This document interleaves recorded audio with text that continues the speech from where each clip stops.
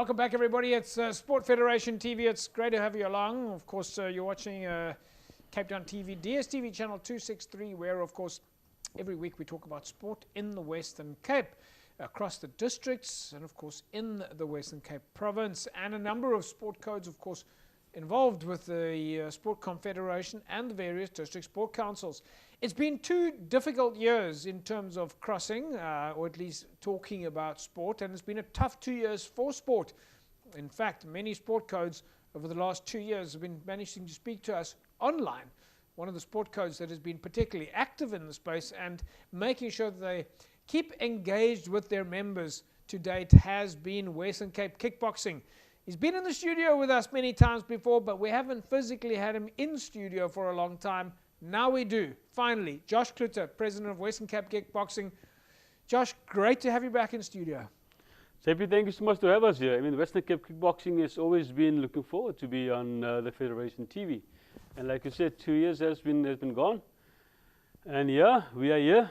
We're glad that the 2 years of COVID seems to come to an end. I mean, one of the interesting things for us over the last 2 years of crossing to you online was that you're probably one of the very few sport people in the country that you're able to train and live in the same place. Like, you were actually able to cross from where you were training. Many other people were not able to go to gym. Well, I was fortunate. Well, I'm still fortunate to have that kind of capabilities. Yeah. And also athletes such as Gregory Gans and my son himself stay where they train. So that was obviously that's a plus point. Everybody else was thinking, how do we even walk out the front door? We're not allowed to walk around. And then they said, okay, well, you can walk around the block. You guys were able to proper training. Yeah, we never stopped doing proper training, and that is why we, I mean, specifically a fighter like Gregory Gans in the Western Cape, when lockdown and COVID was done, immediately he managed to win the world title. Yeah, we're going to talk about that in a second, but let's talk a little bit first about that 2 year time. I mean, you of course had to find different ways to stay connected to your athletes. You had to send messages on WhatsApp and send them home-based training programs. Did that help you when we eventually came out of COVID? I think so. What also, one of the initiatives we've also done is that we had online competitions, especially with your musical forms mode of kickboxing. Yeah. So that also I think kept the guys busy, and obviously when stuff has restrictions went a bit easier and softer, the guys started to attend trainings. I think we're one of the first sporting codes we actually started to compete as well. Yeah. When you're talking about musical form, just run us a little bit more through that. Look, musical form is one facet of kickboxing. Kickboxing consists of about 7 different modes. And the musical form is a mode which is performed on the rhythm of music. Like people would say, it's like kata in the karate terminology. Yeah. So there's also a set of sequence. Do you have to know the moves, the counts, and all that? Not necessarily in a specific scene or rhythm of move like your kata, which is prescriptive. Yeah. But with musical forms and kickboxing, nothing really is prescriptive. It is just your moves telling a story combined with music. Okay, all right. Can you choose your own music? You can choose your own music. You can actually choreograph your own musical form, and that is what makes it a little bit different than your karate kata, which is really prescriptive in terms of your specific style that you are doing. Yeah.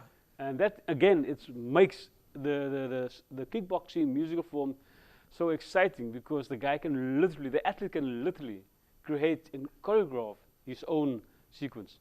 So Western Cape Kickboxing has, of course, been active now for quite a while. I mean, you've had kickboxing in the province has been obviously a big success story for sport in the province.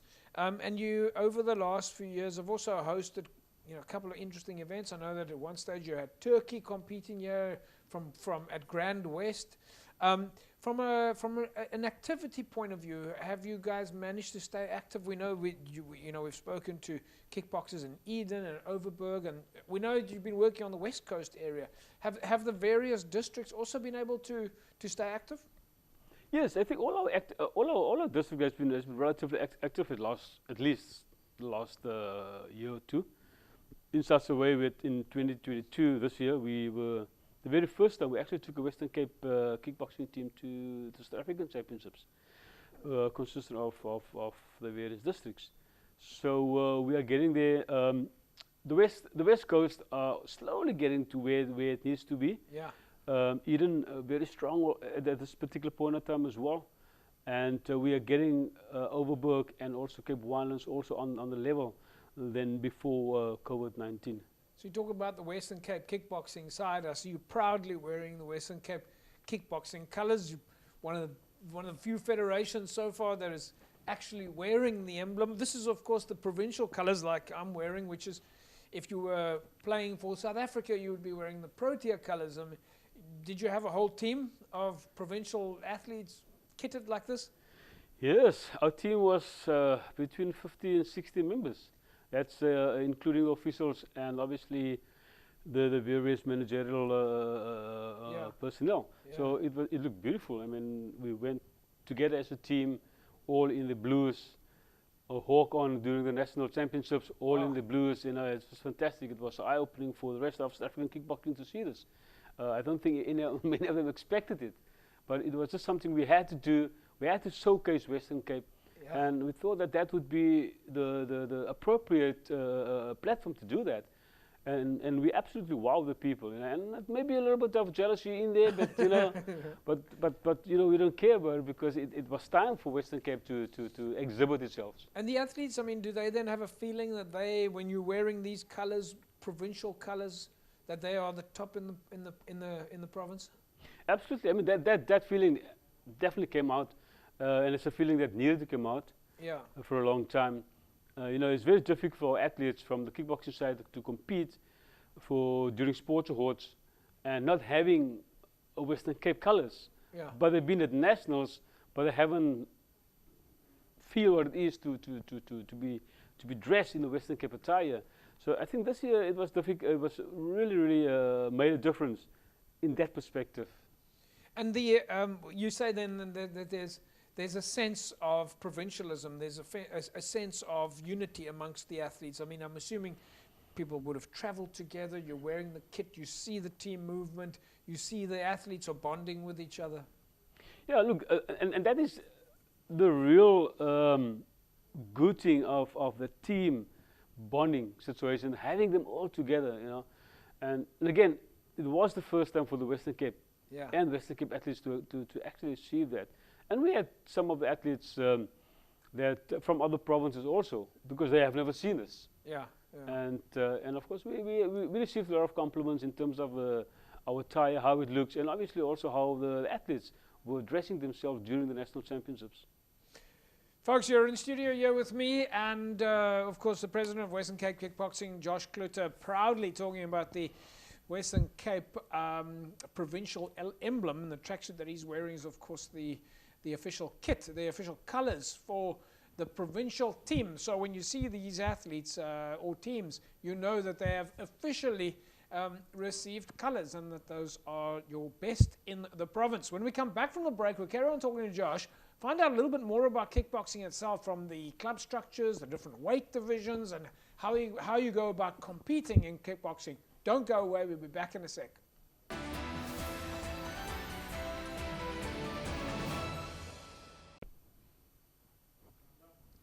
Welcome back, folks. You're back with us here on Sport Federation TV, where we are now tonight, of course, talking about kickboxing. President of Western Cape Kickboxing, Josh Cloete, is back in studio with us. Josh, nice to have you back here again. We've spoken about a number of things in terms of the organization and Western Cape Kickboxing. Clearly, you're obviously in all the different districts. But let's talk a little bit about kickboxing itself. I mean, we know that folks have been, seeing a lot of competitions online, and we of course want to talk to you a little bit about Greg Gans, your recent world title champion. But the kickboxing, for the moms and dads that are watching the show now, Kickboxing has become a global sport to watch, very exciting to watch. I mean, martial arts and fighting sports has become the highest viewership in the online space. Are you getting more people interested in competing, fighting from a fitness point of view, from a self-defense point of view, from a getting involved in competitive sport point of view? Look, yeah, I think if we look at numbers, kickboxing has shown some form of increase. And from a global perspective, as you mentioned, the combat sports has obviously received a lot of attention, even if it's just for keep fit purposes. So people are moving into that trend, utilizing combat sports as a means of fitness, and obviously for sports as well. And kickboxing is just one of those combat sports that gives you that element of fitness. And maybe also self-defense, but you know, with kickboxing, the sporting code, we don't want to focus too much on the self-defense element. For us, the focus is on the sport itself. You know, how does the sport contribute to you as a person, and giving you opportunities to compete on club level, district level, provincial level, national, and obviously ultimately international level. So that is what the sport gives you. And the other characteristics and other elements that comes in, like discipline, perseverance, respect, etiquette, and all those things are just embedded but when you start practicing the sport. And do you still see boxers coming, boxing fighters coming to do kickboxing, and karate guys coming to do kickboxing? Look, yes, I think you always have that polarization of within the combat sports. However, you do get your traditionalists that I'm only doing karate, I'm only doing kickboxing, I'm only doing boxing. So and that's fine, and I won't say that is how it should be, but that's fine, and there's nothing wrong with that. And actually one want to kind of encourage that kind of individualism for the sport, because that ultimately allows the sports to grow as an entity as well. Well, one of the big things, of course, at the moment is, and has been for a while now, has been the growth of MMA, mixed martial arts. And the mixed martial arts has got a lot of different components, from grappling to stand-up to hand skills and leg skills combined. Do you see the MMA guys that need to compete, do you sometimes see them doing a bit of cross-training, where one day they're practicing their boxing and the next day they're doing their kickboxing? So do you see that type of those type of individuals knocking on your door saying, I need a couple of kickboxing lessons? Look, it's difficult for me to speak from an MMA perspective, not being involved in the sporting code. And I've never been a MMA person. But yeah, you know, if you're looking at how people talk about it, and obviously if you're looking at that stand-up face within your mixed martial arts fight, then yeah, of course. I mean, I go back to a person such as Mike Bernardo, for argument's sake. When he had his first kind of MMA fight, he did well because he had the stand-up capabilities. Yes, So yeah, you know, there is obviously some MMA guys that goes to various clubs and kickboxing clubs to learn how to do stand-up fighting. I mean, that's a fact. So let's talk a little bit about the clubs.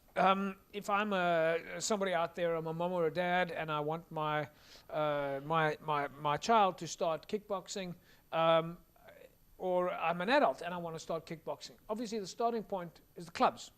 Absolutely. And look, all our districts, depending where you stay, obviously, all our districts are quite well structured and are also relatively in compliance with their district sports councils. So you'll find them on the Facebook pages. Most of our districts have websites as well, so you can go on to, for argument's sake, Cape Town Kickboxing website, Cape Town Kickboxing Facebook page, and you'll get details of the club nearest to you. And so, when how does it work at a club? Is it sort of a do clubs operate like most mainstream gyms, where they're open from 6 in the morning until 10 at night, or are clubs more focused evening sessions and afternoon sessions on certain days? I think traditionally most clubs train 2 or 3 days per week on certain time frames. However, kickboxing has evolved in such a way that some of the clubs has become corporate clubs. And which means they are open from 8 till 8. and people can go and do training throughout the day at a specific club. So yes, we do have those kind of clubs, and we do have clubs that's still in a traditional way, training 2-3 times a week, 6 to 8 o'clock, or 5 to 7, or whatever the case may be. So and there's challenges in certain clubs where they don't have the space to act as a corporate club, you know. Talking about clubs, your club is of course Vibrant Sport in Ottery. We've seen some incredible events there in the last few months. You've had the VK1 kickboxing event roll out there for the last 3 months or so. And then just before that, you of course had a world title fight held there. Greg Gans fighting against Takid Karim, I believe. That's correct, yeah. And Greg walking away there from West Coast boy, walking away with a world title. I mean, you must be particularly proud of that. Yeah, of course, I think the whole of the Western Cape and ultimately South Africa has shown that kind of pride within Gregory Gans winning the world title fight. I mean, specifically a person coming from the West Coast. Yeah. I mean, nobody ever expected somebody from the West Coast to become a world champion. And here it has been proven, it's done. You know, and yes, Vibrant Sport played a very distinctive role in Gregory Gans' career and ultimately for him to become a world champion. And now suddenly he has become an idol for many fighters. Yeah. So that was good for kickboxing, specifically that was held in the Western Cape. So in fact it was the first world kickboxing title fight in the Western Cape. Wow. I can't even recall that Bag Manara ever fought for a world kickboxing title in the Western Cape. He had a lot of international fights and he had a world boxing title fight, but not kickboxing yet. So that was absolutely the first for the Western Cape. So is that part of your plans? More world champions? Absolutely. Vibrant Sport in collaboration with the Junction shopping mall in Philippi, opposite Guguletu. We just opened up a kickboxing club there. So that is going to be a really social development project for Cape Town kickboxing, to be specific as well, because they will play a big role in the development of those. So is that a new club, a kickboxing club? The Junction? The Junction, yeah. So if people in the area in Philippi, absolutely, that's a kickboxing club to go to. Absolutely, it's a state-of-the-art kickboxing club. I mean, we literally took a state-of-the-art club from any big city, and we have just put it down there in the Philippi shopping mall. In the Philippi shopping mall, the Junction mall. The Junction mall. The Junction mall. Yeah, in Philippi. Yeah, Josh, it's been great having you back in studio. We hope to get you in here at least every 2 weeks or so. Tell us what's happening and which clubs are doing things. This is block booking now. Absolutely. Talking about that happening in the next 2 weeks, I know we have an event 23rd of July.